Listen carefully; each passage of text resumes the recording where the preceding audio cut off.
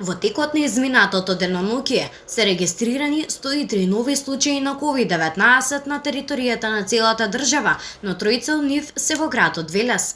Со последната дистрибуција по градови, бројот на ковид диагностицирани пациенти во нашиот град од почетокот на епидемијата е 153, а бројот на активни случаи е 30. Од нив 10 се наоѓаат на инфективното одделение во Велешката болница. Сите останати се во добра здравствена состојба и никој нема потреба од кислородна поддршка.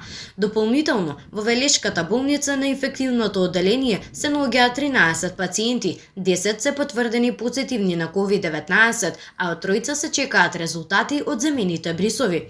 До сега од болницата се излечени 49 пациенти, како што известува доктор Весна Николова за нашата телевизија. Вчера пациент на 40 години е однесен на инфективната клиника во Скопје поради влошена здравствена состојба, додека пак од јавната здравствена установа Здравствен дом Велес, доктор Билјана Трајкова известува дека кластерот на ново ковид диагностицираните пациенти е познат.